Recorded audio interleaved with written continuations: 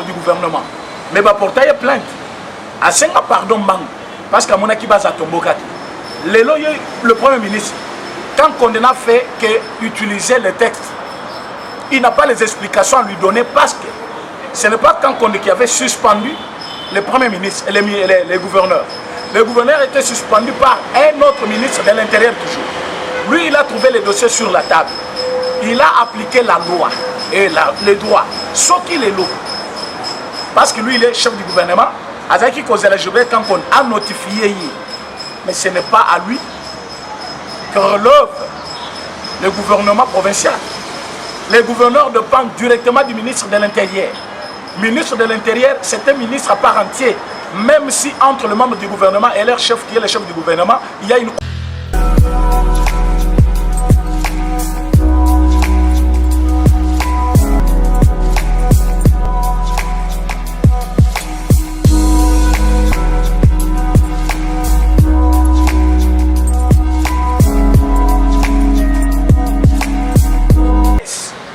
Ezali UDPS Moukia, Azali Kobounissate, Azali Kobounissa peuple congolais, parce que l'UDPS n'a pas un programme, le programme c'est du chef de l'État. Mais le chef de l'État, comme Aza issu, il y a parti politique où il y a UDPS, Bazo Lukaba exterminé d'abord. Ma tête n'y sur UDPS, si ça va au pouvoir pour que le chef de l'État atique à la net, Moutomoko Pépélé. Bazo Bossana que le chef de l'État ne plus, moi, na UDPS, a comme président Batunion, le pouvoir qu'il a pour le moment est soutenu par tout le peuple congolais. Mais Bazali ko exercer pression na bango sur Janine Mabunda pour qu'il fasse ça. Biso UDPS nous avons dit ceux qui bazo continuer kaka na buzoba na bango. Babo sanake tous en a fait en décembre déjà, a fait année tous en décembre. Comme Bazali ko luka par tous les moyens. Guerre ezaki guerre froide. Ba komi ko sango polele. Vous voyez ce qui s'est passé à Bakongo. Nous avons signé pour la réhabilitation, il y a député, les gouverneurs. Mais Bango a signé motion de défiance contre le gouverneur. Donc, guerre, ils sont sur bombe, ils sont sur guerre froide. Comment nous anéantir? Mais comment pour anéantir, il faut utiliser la tête, juste dans des institutions. Parce que la guerre pouvait être entre deux plateformes, CACH et FCC. Mais nous voyons que la guerre, c'est entre FCC et UDPS. UDPS étant un parti politique, UDPS a une guerre, il y a une plateforme mobile. Mais pourquoi on va s'attaquer quand on va construire UDPS? Nous trouvons que Batouana Bazali contre-parti, Bazali contre-peuple congolais, Bazali contre-succès Nabiso, na succès à chef de l'État. Voilà pourquoi nous condamnons avec dernière énergie décision il y a Janine Mabunda permettant ainsi deuxième vice-président à jouer un rôle, il y a premier vice-président et assemblée. Tozali Kosenga et à l'immédiat, Azong ça va fonctionner sur Jean-Marc Kaboun parce que c'est lui qui doit voyager, c'est lui qui est attendu. La deuxième vice-président, na place palais, premier vice-président à Kende, Azali Koluka, guerre moko institutionnelle. Comme ça, dans quatre institutions, guerre et banda, pour que crise ezali, crise et causalate. Jean-Marc Kaboun est premier vice-président de l'Assemblée, Azaki voté à l'unanimité par tout le monde dans la quatre assemblée. Ce qu'il est, boza contre y, bolingi bolumulaï, bolingi bo destitué, voter une motion là-bas, mais vous verrez la couleur du peuple congolais. Par contre, c'est par là qu'ensemble, on a suspendu et dissous. Mais comme vous allez Koluka Kimiate, tous les gens qui ont makasi nabino, ce qui Jean-Marc Kaboun a exercé sa fonction comme il est fauté, a salué le premier à le décrier. Ce qui a lobby Kakamo, à côté de la bino bonga nabino, vous allez vous attendre à des purs. Voilà pourquoi Bissot Oti que la bino tenté, oh yon a Yebichanil Maboun, oh yon so Kolanda vidéo.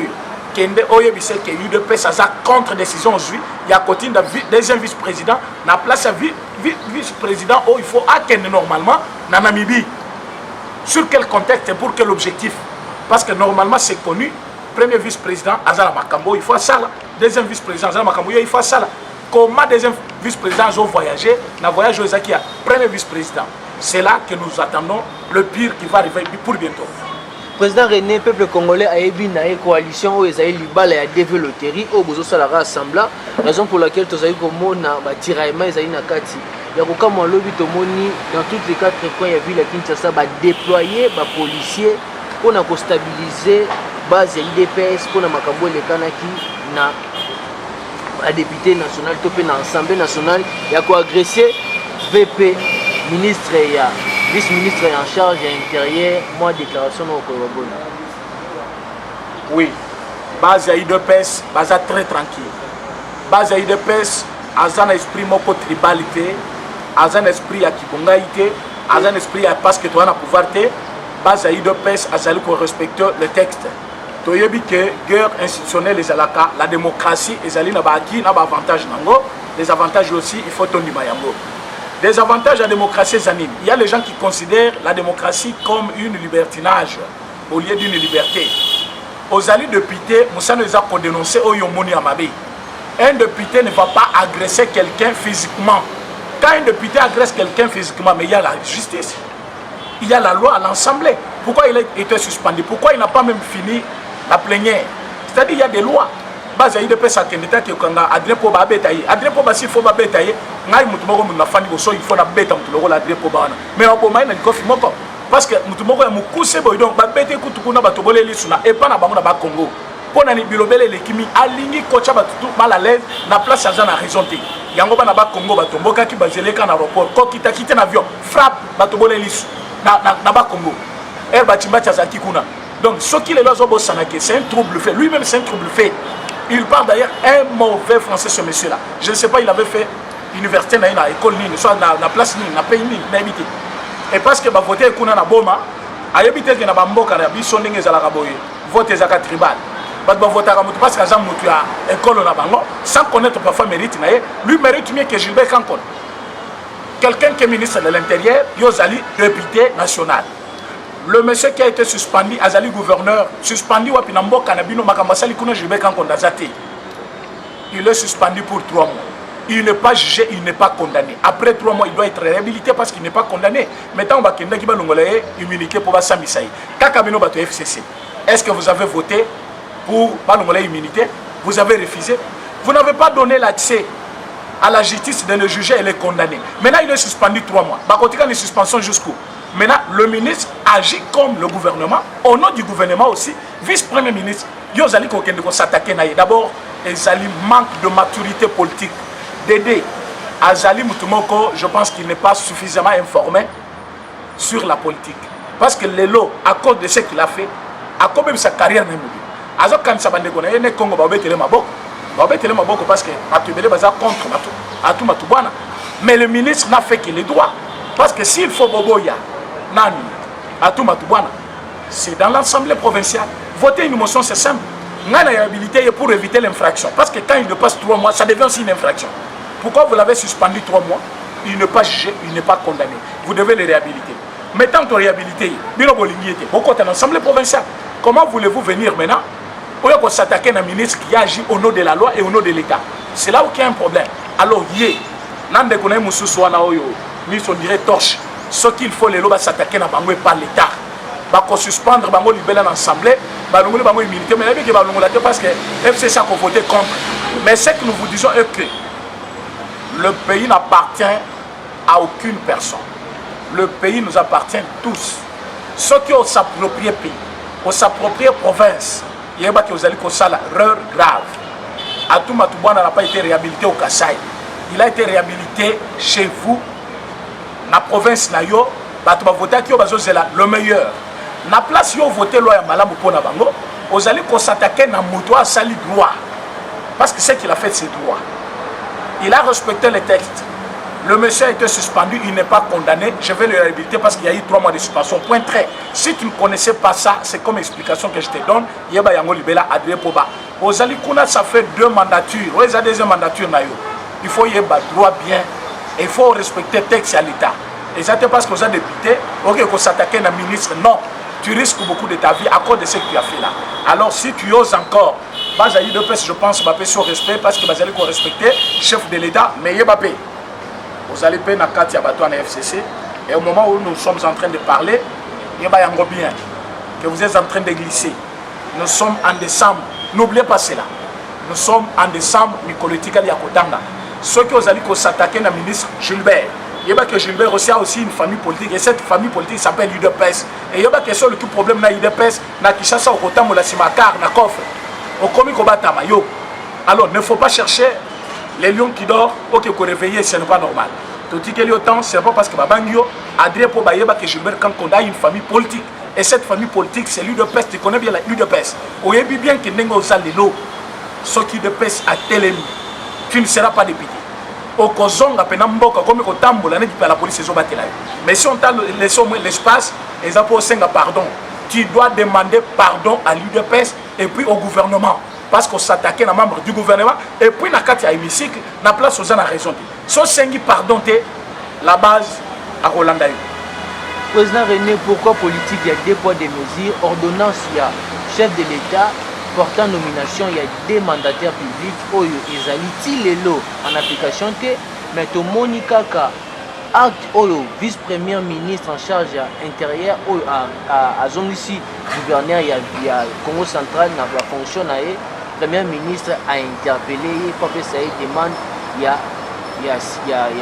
acte à Sali Oyo. Pourquoi vous le voyez? Il y a un très vieux. On ne peut pas dire que deux poids, deux mesures. Il y a un député de FCC qui a traité notre président, le président de la République, d'inconscient devant l'hémicycle. Le premier ministre a interpellé, même s'il n'est pas membre du gouvernement. Mais il a porté plainte.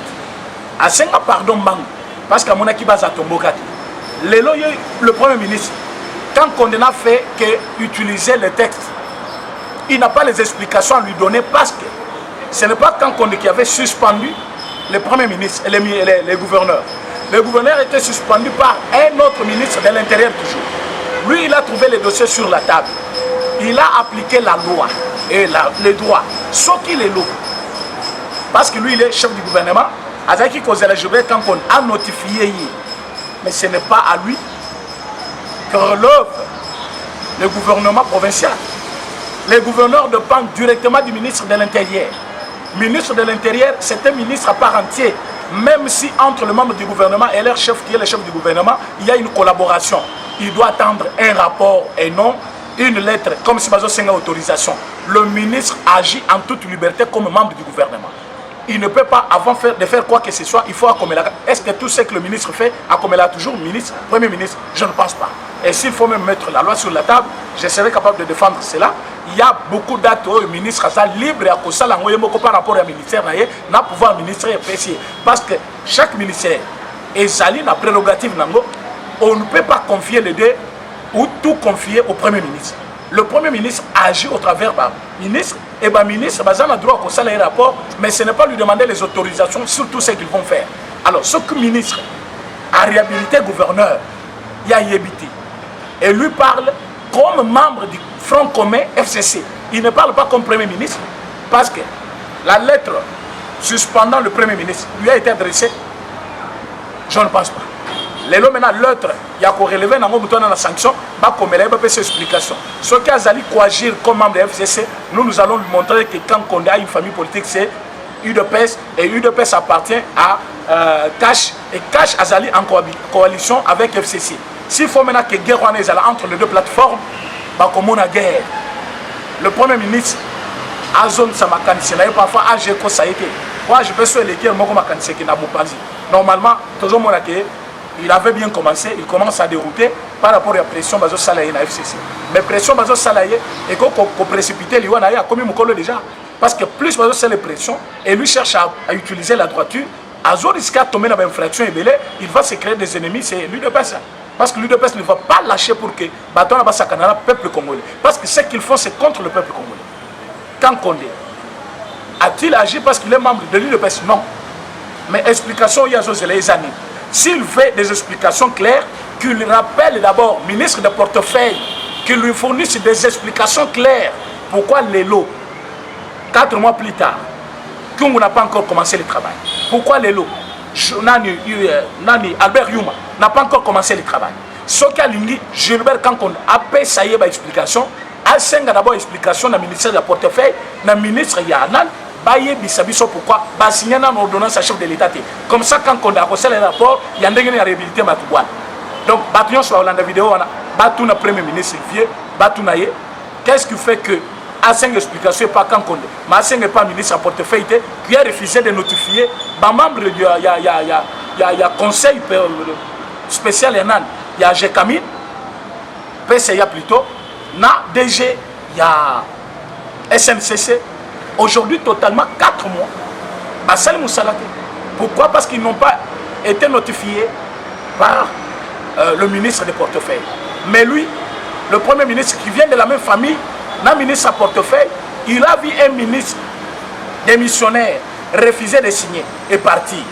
Il y a eu un nouveau ministre, jusqu'à aujourd'hui, 2 ou 3 mois, il n'a pas encore signé. Atikala ko senga explication.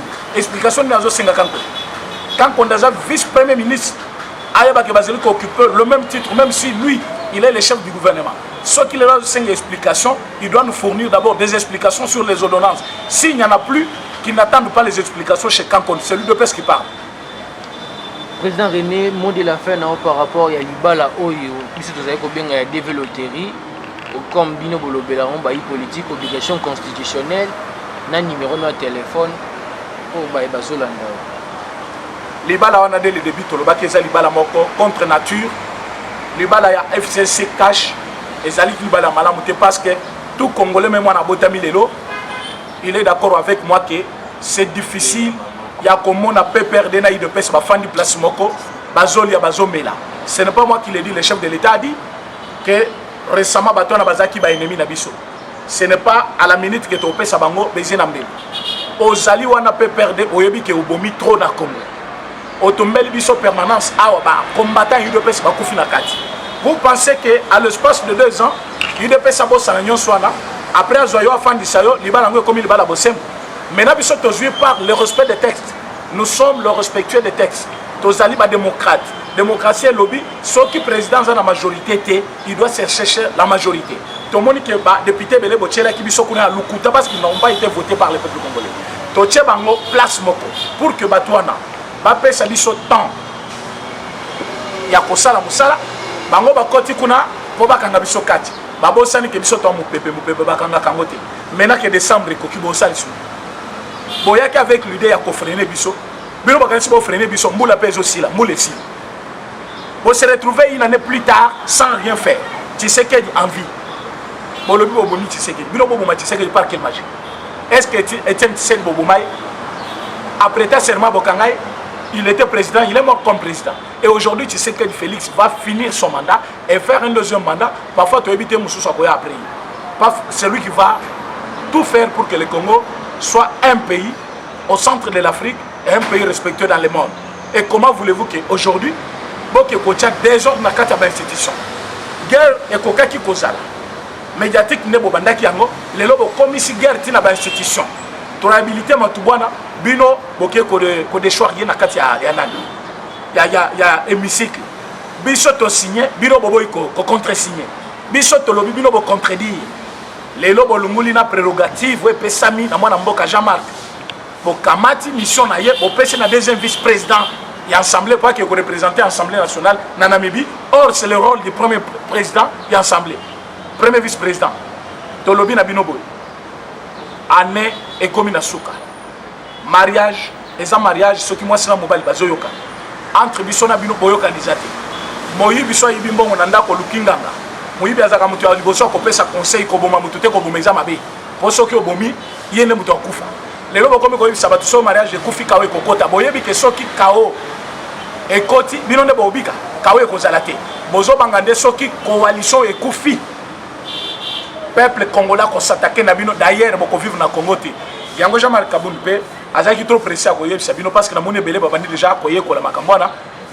Parce que boko ki mamboka, comme vous allez fuir, il faut voyer qu'on a déjà connagé parce que c'est difficile d'échapper na colère du peuple congolais. Et voyez que le seul Ouassali qui a sur le peuple congolais, Ezaki Tshisekedi, avec sa famille politique, au Baloba qui non, ne fouinez pas dans le passé.